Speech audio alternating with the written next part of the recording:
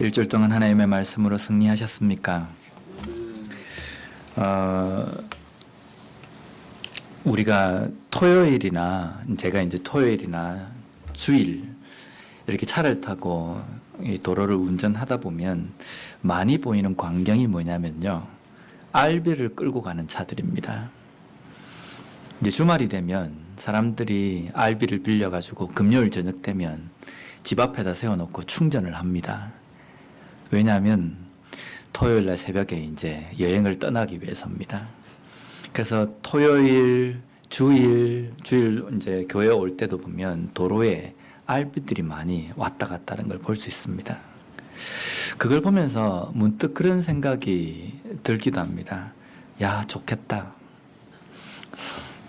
저렇게 여행을 갈 수 있는 그러한 여유도 있고 그런 생각이 들거든요. 근데 오늘 아침에 운전을 해서 오는데 알비가 보이는 겁니다.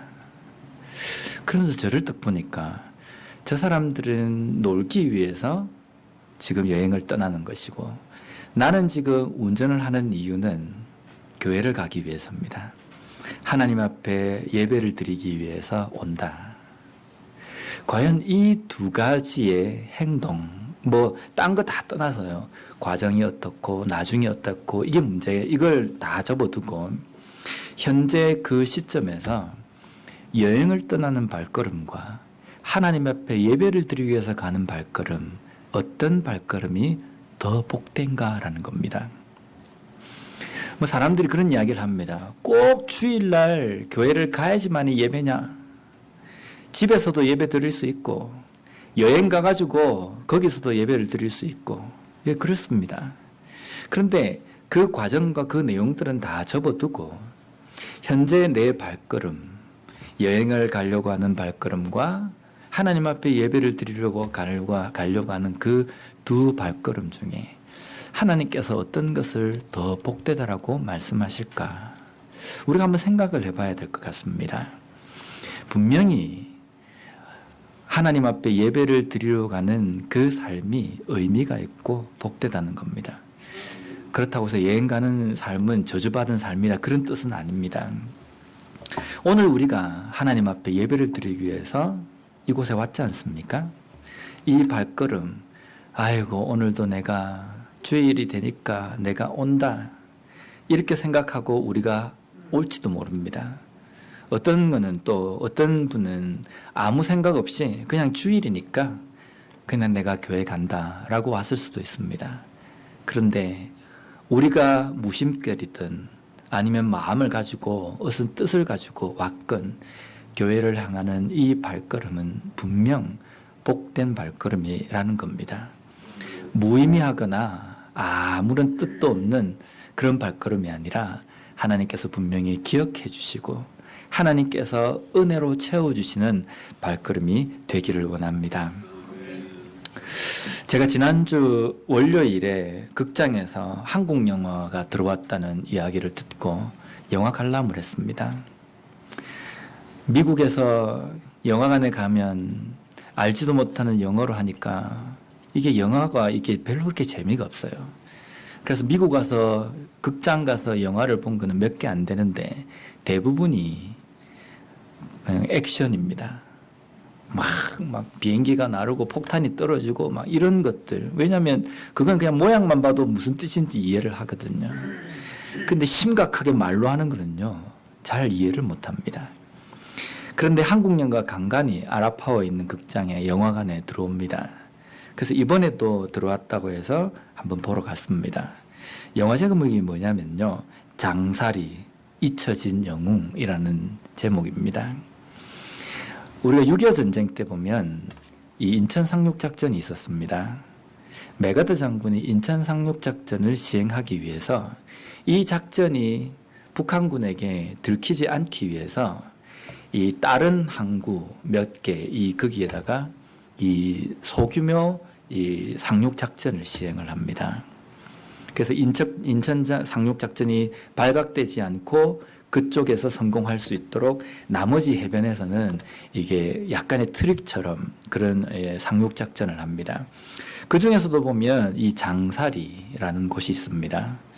우리 그 김명숙 권사님이 그 영덕 그쪽에서 가까이 뭐 있어서 이곳을 가보셨다고 하던데, 거기에서 이제 상륙작전이 있었는데 여기에 투입된 군인이 정식으로 이 군사훈련을 받은 군인이 투입된 게 아니라 772명의 학생들로 구성된 이 군대였습니다.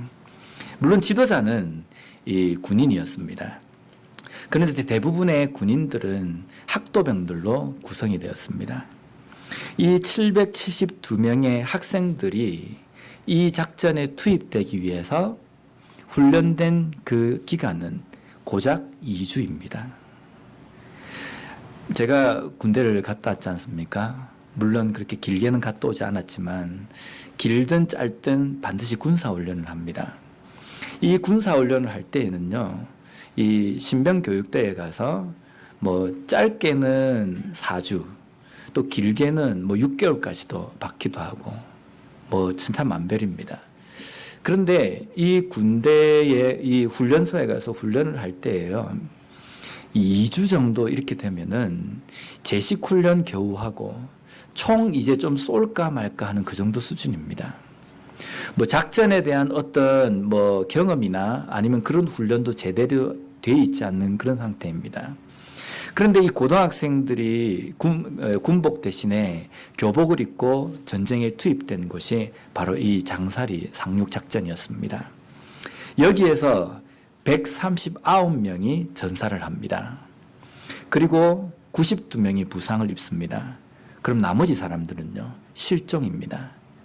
그래서 사람들이 어떻게 예상을 하냐면 거기에 팽방불명된 사람들은 북한에 끌려갔거나 아니면 시체를 못 찾았거나, 그래서 거의 투입된 772명의 학생들이 전멸을 하게 된 겁니다.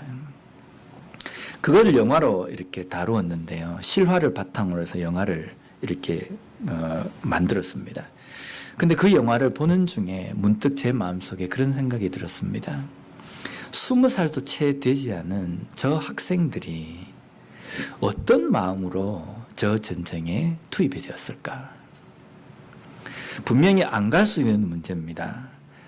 뭐 20세 이하기 때문에 안 가도 괜찮은 겁니다. 근데 이 학생들은 자발적으로 자신이 자원해서 이 전쟁에 투입된 겁니다.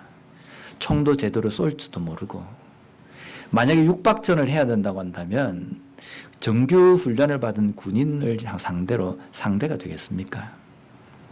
어쩌면 두렵기도 하고 무서웠을 수도 있는데 이 학생들이 어떤 마음으로 이 전쟁에 들어갔을까, 투입이 됐을까?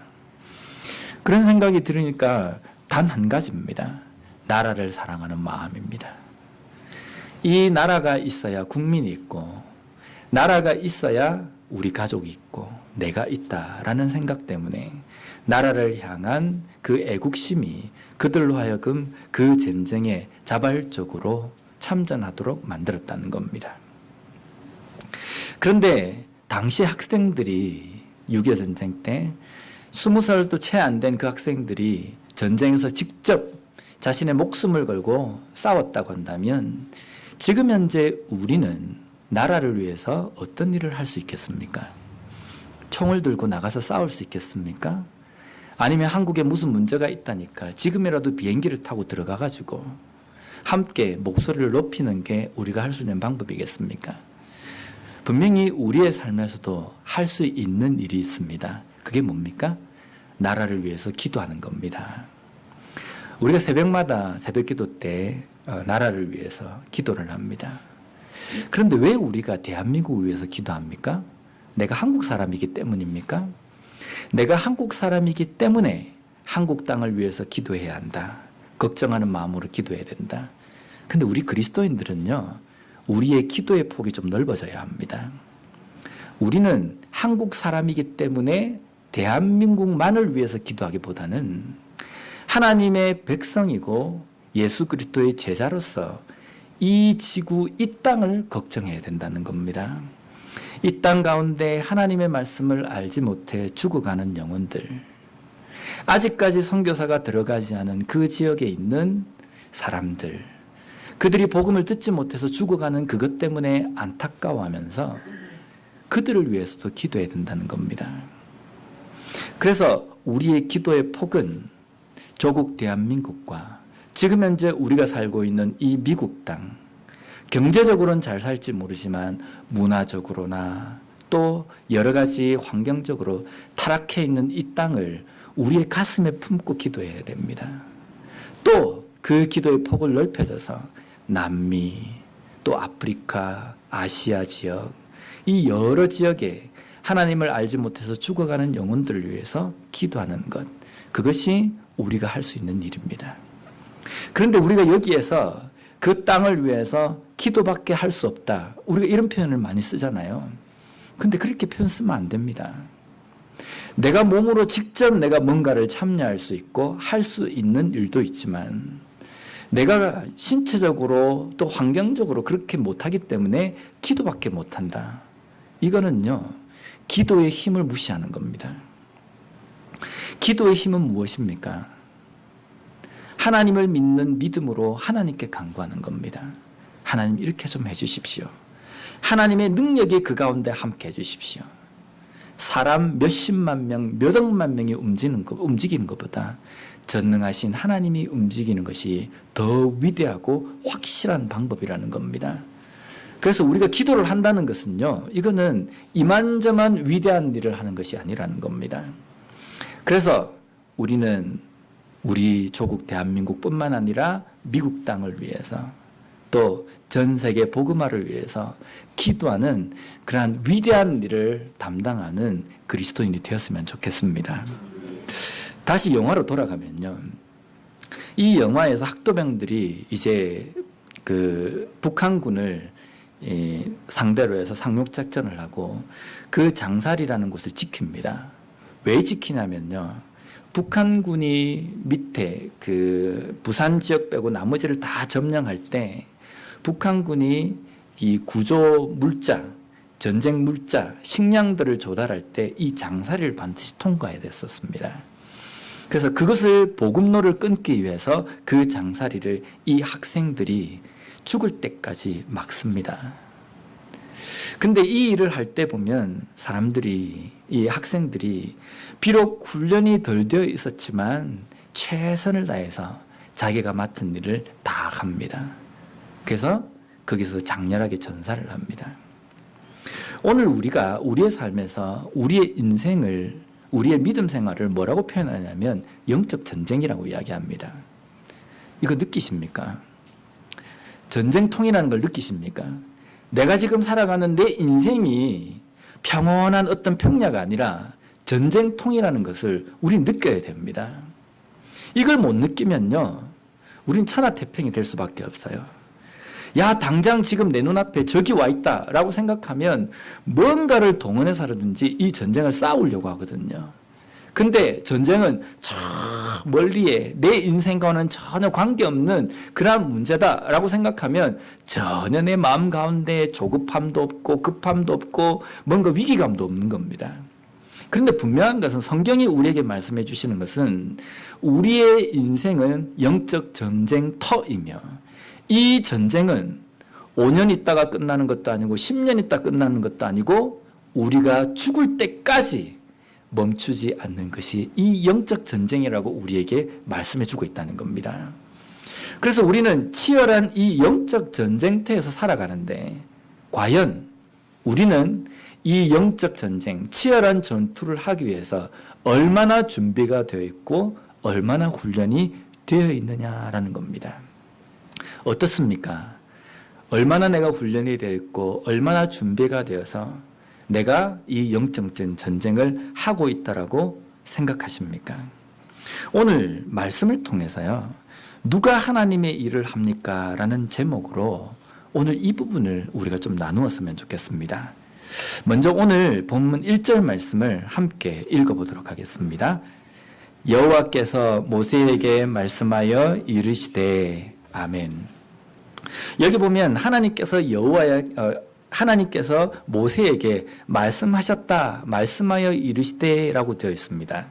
요즘 우리가 새벽마다 요나서를 봅니다. 그 요나서에서도 보면 하나님께서 요나 선지자를 선택하셔가지고 하나님의 일을 맡기실 때에 이 말씀을 하십니다. 요나서 1장 1절 말씀 우리가 함께 읽어보도록 하겠습니다. 시작. 여호와의 말씀이 아미떼의 아들 요나에게 임하니라 이르시되. 모세에게도 말씀하여 이르시고 또 요나에게도 말씀하여 이르셨다라는 겁니다. 하나님의 말씀 이러면 무슨 생각이 딱 드십니까? 성경, 그죠? 하나님께서는 하나님의 그 방대하고 무한한 그 계획과 그 뜻을 피조물인 우리 인간에게 말씀해 주실 필요가 있으셨던 겁니다. 그래서 하나님께서는 하나님의 그 뜻을 우리 인간들에게 말씀해 주시는데, 근데 하나님의 뜻과 계획은 무한합니다. 우리 인간의 모든 지혜를 다 동원해도 하나님의 뜻을 이해할 수 있습니까? 없습니까? 결코 이해할 수 없습니다. 그런데 결코 이해할 수 없는 하나님의 그 무한하신 뜻 가운데에 우리 인간이 반드시 깨닫고 알아야 될 문제들을, 그 뜻을 우리에게 전달해 주셨습니다. 그것이 무엇입니까? 성경입니다. 그래서 이 성경은 기록되어 있는 경전, 이 차원이 아닙니다. 글자로 만들어진 어떤 책, 이것도 아닙니다. 교훈서도 아닙니다. 이 성경은 예언서입니다. 하나님의 뜻을 기록해 놓으신 것이고 하나님의 계획을 우리에게 알려주신 책이라는 겁니다. 그래서 이 성경이 창세기부터 계시록까지 너무나도 그냥 쉽게 우리가 찾아볼 수 있기 때문에 소홀히 할 수 있지만, 이것은 살아계신 하나님의 뜻이기 때문에 이 말씀은 우리에게 어쩌면 삶의 전부가 될 수 있다는 겁니다. 그런데 하나님의 말씀에는 두 가지 종류로 우리가 나눌 수 있습니다. 첫 번째는 하나님의 계획, 하나님의 뜻이라는 겁니다. 하나님이 말씀하시되 라고 할 때는 우리 인간에게 하나님의 계획과 하나님께서 하실 일을 가르쳐 주셨다, 말씀해 주셨다라고 우리가 받을 수 있습니다. 또 한 가지 하나님께서 말씀하시는 이유는 뭐냐면요, 내가 너에게 명령한다라는 겁니다. 우리 인간에게 이렇게 살아야 한다, 이런 삶을 걸어가야 한다라고 우리에게 명령하셨다는 겁니다. 그러면 하나님께서 하나님의 뜻을 말씀해 주신 것과 하나님께서 우리가 어떻게 살아야 할지에 대한 명령을 말씀하셨다고 한다면 두 가지 모두에게 담겨 있는 뜻이 뭐냐면요, 반드시 깨달아야 되고 반드시 행해야 된다는 겁니다. 하나님이 말씀하시되 라고 하면 이 말씀하시되 이거는요, 목숨을 걸고서라도 지켜나가야 되는 것이 하나님의 말씀 앞에 서 있는 우리의 모습이라는 겁니다. 그런데 오늘날 그리스도인들에게 성경 말씀은 어떻게 와닿습니까? 꼭 그거하고 똑같습니다. 중국 식당 가면 밥 먹고 난 다음에 계산서와 함께 뭘 줍니까? 포춘 쿠키를 줍니다. 그 포춘 쿠키를 중간에 탁 하고 쪼개면 조그만 쪽지가 나오거든요. 거기 보면 참 좋은 말들도 있습니다. 그죠? 조만간에 당신이 계획한 일이 이루어질 것입니다. 근데 하나님의 말씀도 이런 것 취급하는 사람들이 많이 있다는 겁니다. 포춘 쿠키를 쫙 쪼개가지고 그 안에 야 무슨 말이 있을까? 라고 해가지고 딱 쪼개보면 야 이 말 괜찮네. 하나님의 말씀도 취사 선택을 해서 이런 식으로 받아들이는 그리스도인들이 있다는 겁니다. 내가 지금 어렵다, 힘들다, 나에게 위로 주는 말씀이 뭐가 있을까? 그때 찾습니다. 그런데 하나님의 말씀은요, 우리에게 축복의 말씀도 주시지만 우리에게 경고의 메시지도 있다는 겁니다. 너 그렇게 살면 멸망할 것이다. 너 그렇게 살면 내가 징계의 채찍을 내리칠 것이다. 너 그렇게 살면 영원한 지옥불에 떨어질 것이다. 이런 말씀을 우리가 읽을 때에는요, 어떻게 받아들이는지 아십니까? 아이고 이거는 누구누구가 들어야 되겠다. 이거는 딱 저 교회에 하는 말씀이네. 이거는 딱 저 목사가 딱 들어야 되는데. 근데 하나님의 말씀은 우리가 그렇게 받아들여서는 안 된다는 겁니다. 하나님의 말씀은요, 우리에게 말씀하시는 것이고 더 자세하게 이야기한다는 건다면 오늘 나에게 하시는 말씀입니다. 하나님께서 나에게 지금 말씀하시는데 그 말씀을 듣고 뭐라고 하냐면요. 하나님의 그 말씀에 포커스를 맞추는 게 아니고 눈을 들어가지고 보자 누가 이렇게 안 사는지 이렇게 판단하고 살아가고 있다는 겁니다. 하나님의 말씀이 무엇입니까? 히브리서 4장 12절 13절 말씀에 이렇게 기록되어 있습니다. 우리 함께 읽어보도록 하겠습니다. 시작. 하나님의 말씀은 살아있고 활력이 있어 좌우의 날선 어떤 검보다 예리하여 혼과 영과 및 관절과 골수를 찔러 쪼개기까지 하며 또 마음의 생각과 뜻을 판단하나니 지으신 것이 하나도 그 앞에 나타나지 않음이 없고 우리의 결산을 받으실 이의 눈앞에 만물이 벌거벗은 것 같이 드러나느니라. 아멘. 자주 들으셨죠? 이 말씀을요. 여기 하나님의 말씀은 어떤 것이다? 정의가 무엇입니까? 살아있다는 겁니다. 죽은 말씀이 아니라는 겁니다. 구약 성경의 말씀도 그 당시 엘리야에게 하신 말씀이고 그 당시 유대 백성들에게 하시는 말씀이 아니라 구약 성경의 그 말씀도 오늘 나에게 하시는 살아있는 말씀이라는 겁니다. 이 살아있는 말씀이 오늘 우리에게 들려져서 나의 혼과 영과 관절과 골수를 찔러 쪼개기까지 한다는 겁니다. 그 어떠한 것으로 강하게 포장되어 있고 강하게 그것이 보호가 되어 있다 할지라도 하나님의 말씀은 살아있기 때문에 그 어떠한 좌우의 날선 검보다 예리하기 때문에 못 뚫는 것이 없고 못 해치는 것이 없다는 겁니다. 무엇이든지 파헤친다는 겁니다. 그래서 살아계신 하나님의 말씀 앞에서는요, 어떤 것도 포장할 수 없고 어떤 것도 가릴 수 없고 모든 것이 벌거벗은 것 같이 된다는 겁니다. 그렇기 때문에 그 하나님의 말씀이 나에게 들려졌을 때요, 내 골수와 내 영과 내 관절과 내 영이 쪼개지고 파헤쳐지고 그것이 너덜너덜해지는 이 경험을 하나님의 말씀을 대할 때마다 우리가 있어야 된다는 겁니다. 왜냐하면 하나님의 말씀이 살아있기 때문에요. 지금 현재도 살아있기 때문입니다. 그런데 그 말씀을 들을 때마다 내 관절과 내 혼과 내 골수를 쪼개는 것이 아니라 하나님 말씀이 들려지면 이걸 가지고 어떻게 하냐면요, 다른 사람의 영과 혼과 골수와 관절을 쪼개는 데 사용하고 있다는 겁니다. 보자 누가 이렇게 안 사는지. 자기한테 하는 말씀인데, 나에게 하는 말씀인데 그걸 가지고 다른 사람을 판단하고 비판하고 다른 사람을 평가하는 데에 도구로 사용한다는 겁니다. 이거는요, 잘못돼도 너무나도 잘못된 모습이라는 겁니다. 왜 그런지 아십니까?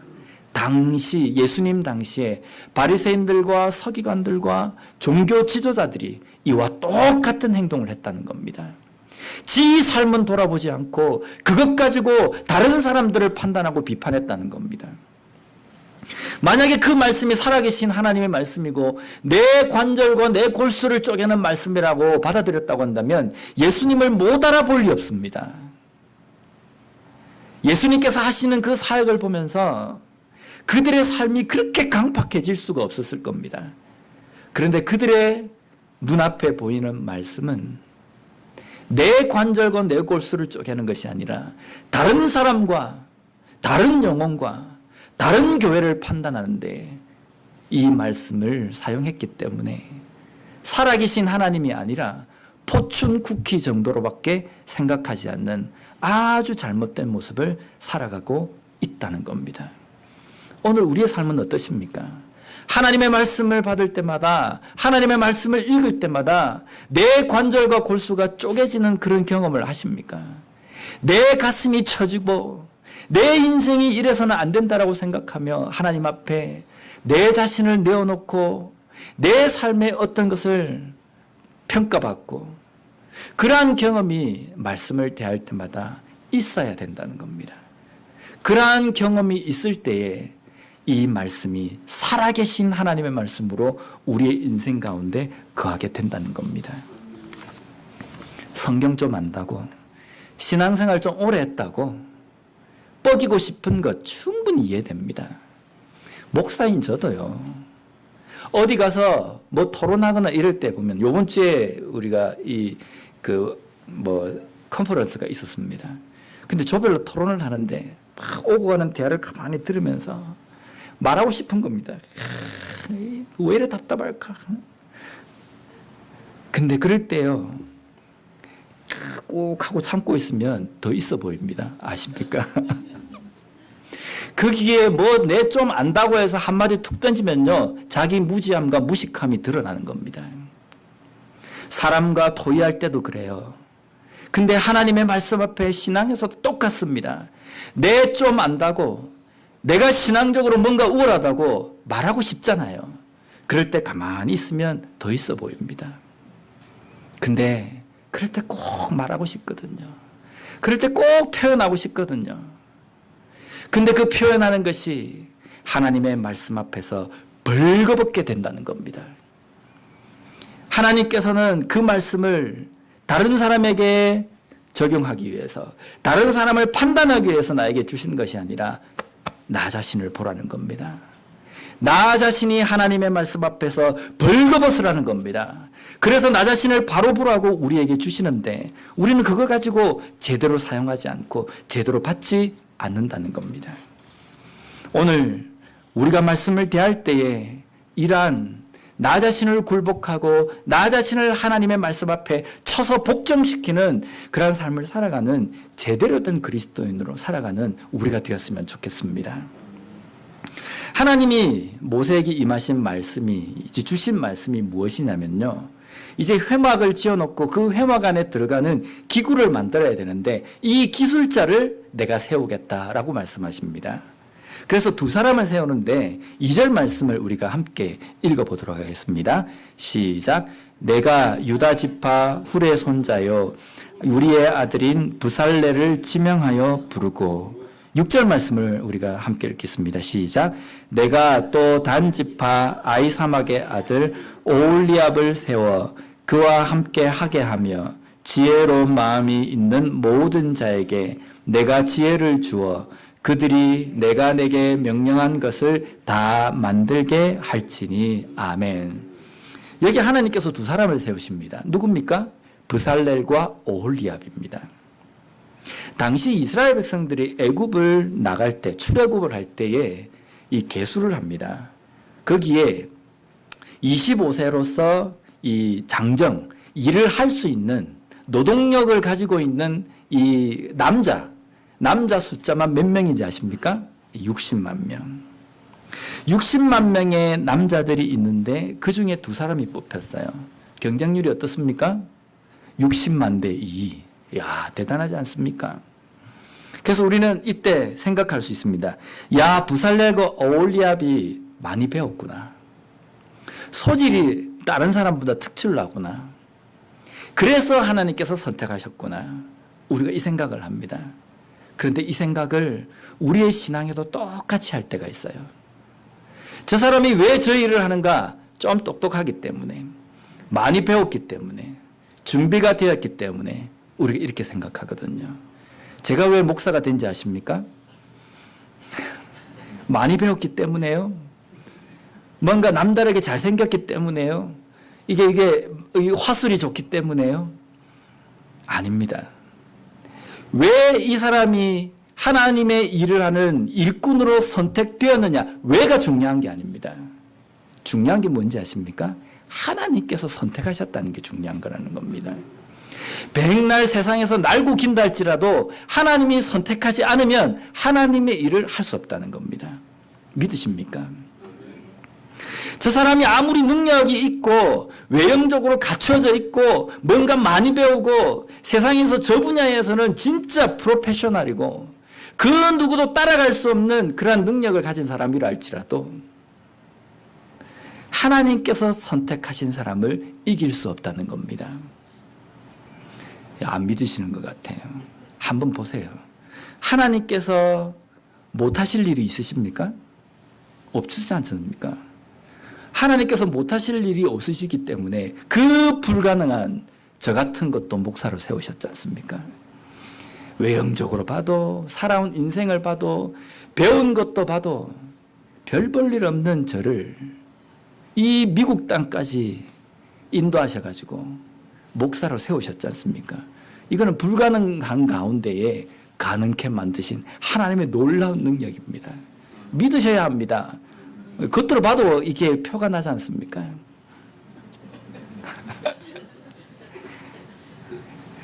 아무것도 아닌 싹도 나지 못하는 마른 나무 토막에도 하나님은 싹을 돋게 하시는 분이십니다. 그렇기 때문에 이 부살렐과 오홀리압이 능력이 많고 준비가 되어서가 아니라 하나님께서 선택하셨다라는 것이 중요하다는 겁니다. 하나님께서 세우시겠다고 작정하셨고 그리고 그에게 하나님의 능력을 부어주시면 이 게임 끝입니다. 우리가 창세기에 보면 노아를 하나님께서 선택하지 않습니까? 노아를 선택하셔가지고 뭘 만들게 하십니까? 방주를 만들게 하십니다. 왜 노아를 방주를 만들게 하십니까? 노아가 선박공학과를 전공했습니까? 남다르게 이 배를 만드는 기술이 특출하기 때문에 하나님께서 노아를 선택하셨습니까? 창세기 6장 9절 말씀을 우리 함께 읽어보도록 하겠습니다. 시작. 이것이 노아의 족본이라. 노아는 의인이요 당대의 완전한 자라. 그는 하나님과 동행하였으며. 아멘. 노아가 많이 배웠고 똑똑하고 남다른 어떤 재능이 있고 능력이 있기 때문에 노아를 선택하신 것이 아니라 하나님과 동행하고 하나님의 말씀대로 살아가는 사람이기 때문에 의로운 삶을 살아갔기 때문에 하나님께서 노아를 선택하셨다는 겁니다. 그러면 그 다음에는요. 하나님께서 선택하시고 난 다음에 야 노아야 너 방주 만들어라. 너 만들 줄 알지? 만들어라. 이렇게 하신 게 아니에요. 설계도부터 재료까지 할 수 있는 능력, 지혜, 모든 것들 하나님께서 부어주셨다는 겁니다. 그러면 할 말 다 한 거지 않습니까? 세상적으로 아무리 배 만드는 기술을 많이 배웠다 할지라도 하나님이 가지신 능력보다 위대할 수 있습니까? 더 확실한 배를 만들 수 있습니까? 못 만듭니다. 아무리 이 세상적인 최신식 기술을 갖다 놓는다 할지라도 하나님의 능력 앞에는 아무것도 아니라는 겁니다. 그러면 우리도 하나님의 일을 할 수 있는 충분한 자격 요건을 갖추었다는 겁니다. 왜 그렇습니까? 내가 교회를 다니기 때문이 아니라 노아처럼 하나님의 말씀과 동행하며 하나님을 믿는 믿음이 있는 사람이기 때문입니다. 그래서 우리도 하나님께서 우리를 선택하시고 우리를 일꾼으로 삼으실 충분한 자격 요건이 있다는 겁니다. 그래서 위축되지 마세요. 내가 하나님의 일을 한다, 나 같은 것이 그렇게 이야기하면요 하나님의 능력을 못 믿는 겁니다. 나 같은 것도 하나님께서 선택하시고 하나님께서 나에게 일을 맡겨주시면 내가 하는 것이 아니라 하나님께서 하시는 것이기 때문에 충분히 그것을 감당할 수 있습니다 라는 믿음이 있으면 된다는 겁니다. 그런데 우리는 교회 안에서 자격지심을 가지기도 하고 피해의식을 가지기도 한다는 겁니다. 저 사람은 많이 배웠는데 나는 하나것도 배운 것도 없는데 그래서 그 사람 앞에만 서면 쭈글쭈글해지고 위축된다는 겁니다. 왜 위축됩니까? 하나님의 일을 교회 일처럼 착각하기 때문입니다. 교회 일은 노가다가 될 수 있어요. 근데 하나님의 일은 노가다가 될 수 없습니다. 교회 일을 열심히 한다고 내가 하나님의 일을 열심히 한다 그렇게 말할 수 없습니다. 교회 일과 하나님의 일은 엄연히 다릅니다. 하나님의 일 안에 교회 일이 들어올 수 있어요. 그러나 모든 교회 일은 하나님의 일이라고 말할 수 없다는 겁니다. 때로는 우리 인간의 욕심과 우리 인간의 야망으로 교회 일을 하는 것이 하나님의 뜻에는 부합하지 않는 일을 행할 수 있다는 겁니다. 그러나 내가 하나님의 일을 하는 사람이다 라고 하고 하나님의 그 일에 순종하며 나아가는 삶은 교회 일을 하든 사회 일을 하든 가정 일을 하든 모든 일을 하든 그것이 하나님의 일이 된다는 겁니다. 하나님의 일은요 똑똑하기 때문에 할 수 있는 것도 아니고 능력이 있기 때문도 아니고 내가 많이 배웠기 때문도 아닙니다. 하나님의 일은 하나님이 선택한 사람은 하나님을 믿는 그 누구나 하나님의 일을 할 수 있고 해야 된다는 겁니다. 그래서 우리는 내가 하나님의 일을 한다라고 이야기할 때 내가 능력이 있느냐, 어떤 조건을 갖추었느냐, 이것을 살피기보다는 한 가지 중요한 것 하나 잊지 말고 살펴야 될 게 있습니다. 그게 뭐냐면 내가 정말 진심으로 하나님을 믿는 믿음을 가지고 있는가라는 것을 우리가 돌아봐야 된다는 겁니다. 내가 교회를 다니는 사람이냐, 이게 중요한 게 아니에요. 내가 정말 하나님을 믿는 하나님의 백성으로서 예수 그리스도의 제자로서 내가 살아가고 있는가, 정말 내가 하나님을 믿는 사람인가, 이걸 내가 살펴야 된다는 겁니다. 이렇게 세우신 두 사람, 부살렐과 오홀리압에게 하나님은 하나님의 일을 맡기십니다. 그리고 그것을 할 수 있는 능력을 주십니다. 첫 번째로 그들에게 주신 능력은 하나님의 영을 충만하게 하셨습니다. 여기 보면 영으로 이렇게 해석된 단어가 히브리어로 루아흐라는 단어인데 이건 바람, 숨이라는 뜻입니다. 근데 이것이 하나님이라는 단어 엘로힘과 합해지면 하나님의 영, 성령을 이야기하는 겁니다. 하나님께서는 이 두 사람에게 하나님의 영을 충만하게 해주시겠다라고 이야기합니다. 이상하죠? 왜 이상한지 아십니까? 지금 부살렐과 오홀리압은 똑같이 하나님의 백성입니다. 하나님의 백성인 사람에게 성령을 부어주겠다. 그러면 나머지 사람들은 성령이 없는 사람입니까? 하나님의 백성이 되었다라는 이 전제하에는 무엇이 있냐면요, 성령이 함께하는 사람이다라는 뜻입니다. 이것을 이 신학적인 용어로 성령 세례라고 이야기합니다. 우리는 다 성령을 받은 사람입니다. 우리 성령 좋아하잖아요. 성령 받아라, 성령 받아라 이러면 좋아하지 않습니까? 근데 그 표현이 얼마나 잘못된 표현인지 아십니까? 성령을 받는다라는 것은요, 단회적인 한 번에 일어나는 일입니다. 하나님께서 하나님의 영이 임해서 그 사람을 지배하시면 그 입을 통해서 자신이 죄인임을 고백하고 예수 그리스도를 주라고 고백하게 된다는 겁니다. 이것이 성령 세례입니다. 우리가 하나님을 믿을 때 일어나는 일입니다. 근데 그 다음부터 우리의 삶에서는 무슨 일이 지속적으로 일어나야 되냐면 성령 충만한 삶이 일어나야 된다는 겁니다. 성령이 우리와 함께 하시는데 우리는 여전히 죄인입니다. 의인으로 바뀌어진 게 아닙니다. 여전히 죄성을 갖고 있고 여전히 악한 생각이 가득한 그런 존재라는 겁니다. 그 가득한 존재가 성령께서 우리를 지배하시고 이끌어 가시는 그 길 가운데에 하나님의 말씀을 순종하며 살아가야 되는데 이 죄성을 가지고 하나님의 말씀을 거역하며 살아간다는 겁니다. 그러한 삶을 살아가는 삶 가운데에 성령께서는 지속적으로 깨닫게 하시고 말씀해 주십니다. 근데 이 말씀해 주시고 지속적으로 깨닫게 해주실 때 어떤 사람이 이것을 빨리 깨닫고 제대로 깨닫느냐면 성령 충만한 사람이 이것을 빨리 깨닫는다는 겁니다. 성령 충만함은요, 하나님 오늘도 내 속에 계신 성령께서 나를 지배하시고 나에게 말씀하실 때 내 죄성을 꺾고 내 고집을 꺾고 나 자신의 인간적인 모습들을 하나님 앞에 자복하고 온전히 하나님의 지배하시는 그 가운데 순종하며 살아가게 해주십시오. 이것이 성령 충만함을 위해서 우리가 지속적으로 간구하며 나아가야 될 삶이라는 겁니다. 지금 부살렐과 오홀리압에게 주신 것도 이 성령 충만함을 주신다는 겁니다. 그래서 성령께서 우리와 함께 하시면 어떤 일이 일어납니까? 특히 한국 사람들에게 이게 너무 이게 잘못 이해가 된 것 같아요.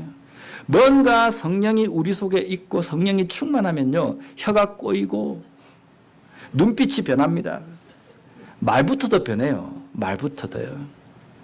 아, 내가 기도해 보니까 이런 식으로 이야기하고, 성령이 충만하고 성령이 함께 하는 데는 뭐 병 고치는 능력이 일어나고 막 이렇게 생각합니다. 근데 그렇지 않아요. 어떻게 보면 제가 이런 표현을 쓰면 이해를 잘 하셔야 됩니다. 이것이 성령의 능력이 아니라는 뜻이 아니라 이거는 정말 부수적인 겁니다. 일어날 수도 있고 안 일어날 수도 있습니다. 성령 충만한 사람은 반드시 방언해야 된다. 이거 얼마나 잘못된 말인지 아십니까? 그런데 성경에서는요, 성령 충만한 사람은 반드시 이게 일어나야 된다라고 말씀하신 게 있습니다. 그게 뭡니까? 사랑입니다. 사도 바울이 고린도전서 13장에 보면 뭐라고 이렇게 기록하고 있습니까? 너희가 천사의 말을 하고 천사의 방언을 한다 할지라도, 신령한 어떤 말을 하고 계시를 받아가지고 이야기한다 할지라도 뭐가 없으면요, 사랑이 없으면 아무것도 아니다. 제가 격한 표현을 쓰면요, 그렇게 한다 할지라도 만약에 사랑이 없는 사랑이라고 한다면 그것은 시끄러운 잡음에 지나지 않는다는 겁니다. 이 무서운 말씀이에요. 근데 우리는 이런 생각을 하거든요. 아이고, 사랑이 좀 없으면 어때? 병든 사람이 벌떡벌떡 일어나고 막 방언이 막 터지고 그렇게 하는데 사랑이 좀 없으면 어떠느냐? 아닙니다. 사랑이 없는 자리에서 일어나는 신비적인 그것은요, 꽹가리 소리밖에 되지 않는다는 겁니다. 하나님이 들으시기에 시끄러운 잡음밖에 되지 않는다는 겁니다. 아무것도 아니라는 겁니다. 그래서 우리는 내가 신비적인 능력을 행하는 것 때문에 자랑할 것이 아니라 정말 내가 다른 사람은 결코 사랑할 수 없는 사람을 나는 품고 용서하며 사랑할 수 있다는 것, 그것 가지고 자부심을 가지고 자랑할 수 있어야 되는 겁니다. 내가 좀 뭔가 신비적인 어떤 것들을 행한다. 목사들 같은 경우 내가 기도하면 병든 사람이 낫는다. 참 그러면 좋을 것 같아요. 저도요. 때로는 어떨 때는 새벽마다 기도할 때 왜 우리 교회 성도님들은 왜 자꾸 아픈 곳이 많을까? 나 때문일까? 이런 생각. 저희 부모님이 아프다 그러면요, 짜증부터 나요. 봐라, 평소 때 잘 먹고 다니라니까 맨날 그런 것만 먹더니만 또 아프구나 막 짜증이 나거든요. 근데 우리 교회 성도님들이 아프다 그러면 걱정이 막 되면서 다 저 때문인 것 같은 막 생각이 막 들 때도 있어요. 그래서 기도할 때면 하나님 좀 이거 낫게 해주시면 안 됩니까? 그래서 어떤 때는요, 와, 진짜 내가 기도하면 병든 사람이 낫고 이런 것들이 좀 일어나면서 좋겠다. 정말 간절히 사모하기도 합니다. 근데 중요한 거는요, 이런 신비적인 능력이 일어난다고 해서 이것이 성령의 역사다, 이게 아닙니다. 근데 성령의 역사가 아니고는 결코 일어날 수 없는 것은 원수도 사랑하는, 그것은요, 성령의 역사가 아니고는요, 원수를 사랑할 수 없습니다. 그런데 우리는 이걸 거꾸로 생각한다는 겁니다. 사랑 좀 없으면 어때? 병든 사람이 낫는데. 사랑이 좀 없으면 어때? 안 될 일이 되는 이 일들이 일어나는데. 이렇게 생각한다는 겁니다.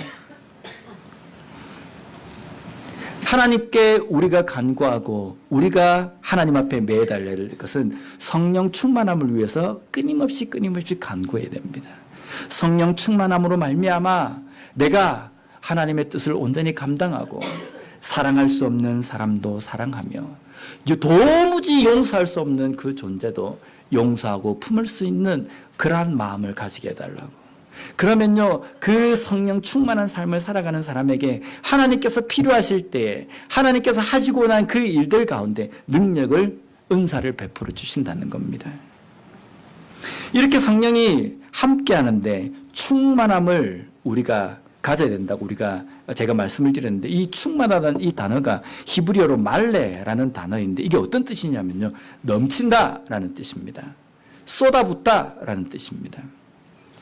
어떤 이 그릇이 있는데 거기에 그냥 끝에 위에 찰랑찰랑하게 있는 것이 아니라 이게 꽉 차서 넘쳐버린다는 겁니다. 성령의 충만함은요, 넘친다는 겁니다.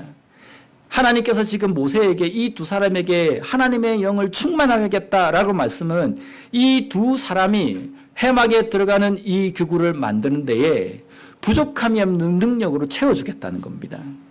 겨우겨우 할 수 있도록 만드는 것이 아니라 하고도 남을 만큼의 능력을 주겠다는 겁니다. 또 한 가지는 성령 충만하다는 것은요, 말하지 않아도 그 사람의 삶을 통해서 넘쳐나는 것으로 주변 사람들에게 영향을 줄 수 있다는 겁니다. 성령 충만한 사람은요, 입 닫고 있어도 야, 저 사람이 성령 충만한 사람이구나 알 수 있습니다. 요란하게 말하지 않아도요, 그 사람이 성령과 함께하는 사람이라는 것, 성령의 지배를 받는 사람이라는 것, 주변 사람들이 다 알 수 있습니다. 왜? 충만함으로 말미암아 넘쳐서 주변에까지 영향을 주기 때문입니다. 그래서 우리 옛말에 보면 빈수레가 요란하다 그러잖아요. 꼭 보면 없는 사람들이 밖으로 어떻게 해서든지 내가 가졌다는 것을 이야기하고 싶어 하는 겁니다. 그래서 요란해요. 두 번째로 이 부살렐과 오홀리압이 험하게 일을 감당하기 위해서 하나님께서 주신 능력은 지혜와 총명과 지식과 여러 가지 재주입니다. 우리 3절 말씀을 우리 함께 읽어보도록 하겠습니다. 시작. 하나님의 영을 그에게 충만하게 하여 지혜와 총명과 지식과 여러 가지 재주로. 아멘. 여기 보면 하나님의 영이 충만함 가운데에 그 다음에 하나님께서 주시는 것이 지혜, 총명, 지식, 여러 가지 재주입니다. 그럼 부살렐과 오홀리압이 해막에 들어가는 정교한 일을 조각하고 금이나 이런 것들을 녹여가지고 만드는 이러한 능력이 어디서 온 겁니까? 하나님으로부터 온 것입니다. 물론 우리가 가지고 있는 달란트도 중요합니다. 우리가 가지고 있는 달란트가 중요한데 그 달란트가 첫 번째가 아니라는 겁니다. 근데 오늘날 하나님의 일 이러면 내가 가지고 있는 달란트를 생각하는 겁니다. 내가 이거 전공했기 때문에 내가 이 적재조소의 이 딱 적임자다. 그래서 그 사람을 시켜놔 보세요. 어떤 일이 일어납니까? 교만하고 지밖에 모르고 함께 일하고 붙여준 사람들의 의견은 깡그리채 무시하고 그래가지고 삐걱삐걱거리기만 한다는 겁니다. 이게 하나님의 일입니까? 중요한 것은요, 어떤 일이든지 하나님의 일에는 하나님의 영이 충만한 사람이 우선이라는 겁니다. 하나님의 영이 충만하면 하나님께서 그에게 재주도 지혜도 여러 가지 기술도 부어주시겠다고 말씀하신다는 겁니다. 그러니까 내가 이 일을 할 수 있는 능력이 부족한데 내가 일을 어떻게 할 수 있느냐? 나는 안 됩니다. 이러면 안 됩니다. 하나님께서 이 일을 맡기시겠다고 하시면요, 성령 충만함을 부어주십니다. 그래서 우리는 하나님 앞에 기도할 때 하나님 저에게 이 일을 맡겨주셨기 때문에 저에게 성령 충만함을 매일매일 허락해 주셔야 합니다. 그래야 이 일을 감당할 수 있습니다. 그리고 나에게 성령 충만함 가운데 능력도 허락하여 주십시오라고 기도해야 된다는 겁니다. 부살렐과 오홀리압이 하나님의 일을 감당할 수 있었던 것은 성령 충만함 가운데 하나님께서 주시는 여러 가지 능력과 기술과 지혜와 지식이 있었기 때문이라는 겁니다. 오늘 우리에게 하나님께서 일을 맡겨주셨습니다. 어떤 일을 맡겨주셨습니까? 교회 일이 아니라 하나님의 일을 맡겨주셨습니다. 어떤 일이 우리가 할 수 있는 하나님의 일입니까? 천지에 널렸어요. 만나는 사람마다 복음을 증거하고 만나는 사람마다 예수 그리스도를 알리는 것, 이거 힘든 일 아니에요. 때로는 교회 안에서도 하나님의 일로서 할 수 있는 일들이 있습니다. 그 모든 일들 속에 첫 번째 우선시 되어야 될 게 무엇입니까? 내가 지금 성령 충만함 가운데 살아가는가? 나는 하나님의 말씀에 온전히 사로잡혀가지고 겸손하고 사랑의 사람으로서 그 누구도 용납하며 긍휼을 베푸며 살아가고 있는가? 그것이 우선시 되어야 될 조건이라는 겁니다. 이것이 없으면요, 아무리 내가 능력이 있고 기술이 있고 남다른 어떤 재능이 있다 할지라도 시끄럽게 만드는 것밖에 되지 않는다는 겁니다. 오늘 우리에게 맡겨주신 그 일들 가운데 내가 하나님의 일을 하기 위해서 내가 갖춰야 될 첫 번째 조건은 내 속에 성령 충만함이 있는가라는 겁니다. 성령 충만한 사람은 하나님께서 맡겨주실 때 어떤 일인지 할 수 있다는 겁니다. 그런 것을 온전히 깨닫고 성령 충만함으로 말미암아 은혜 가운데 각자의 일들을 충실히 감당하는 우리 교회가 되었으면 좋겠습니다. 기도하겠습니다.